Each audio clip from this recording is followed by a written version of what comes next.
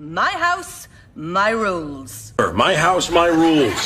My house my rules এর অর্থ হচ্ছে এটা আমার বাড়ি, তাই এখানে আমার নিয়মই চলবে। ফর এক্সাম্পল, যতদিন তুমি এখানে থাকো আমার নিয়ম মেনে চলতে হবে।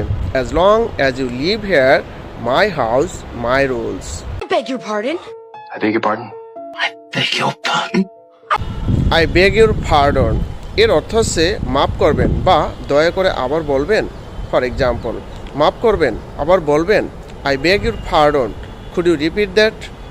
আমি তোমার কথা না শুনে পারলাম না, আমি এটা না করে পারলাম না, আমি সেখানে না গিয়ে পারলাম না, আমি এটা না খেয়ে পারলাম না।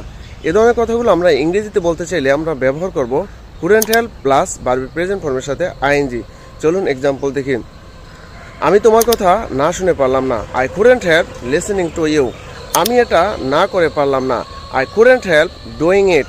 আমি সেখানে না গিয়ে পারলাম না, I couldn't help going there. আমি এটা না খেয়ে পারলাম না, I couldn't help eating it. Everyone has flaws. Everyone has flaws. Everyone has flaws. Everyone has flaws. এর অর্থ হচ্ছে প্রত্যেকেরই কিছু না কিছু দুর্বলতা থাকে বা ত্রুটি থাকে। ফর এক্সাম্পল, ওর উপর খুব কঠোর হও না, প্রত্যেকেরই কিছু না কিছু দুর্বলতা থাকে। Don't be too hard on hard, everyone has flaws. Put yourself in my shoes. Put yourself in my shoes. Put yourself in my shoes. Put your self in my shows এর অর্থ হচ্ছে আমার জায়গায় নিজেকে ভেবে দেখো বা আমার জায়গায় নিজেকে কল্পনা করে দেখো, অর্থাৎ আমার অবস্থাটা বুঝে দেখো। ফর এক্সাম্পল, তুমি যদি আমার জায়গায় থাকতে তাহলে বুঝতে পারতে। If you put your self in my shoes you would understand.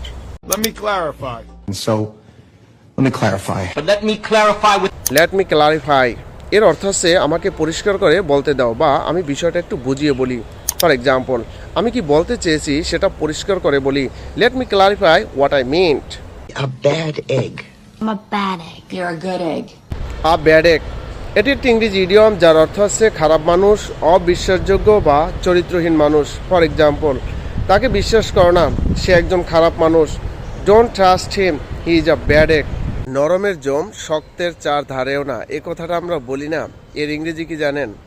এর ইংরেজি হচ্ছে barks at the weak but fears the strong.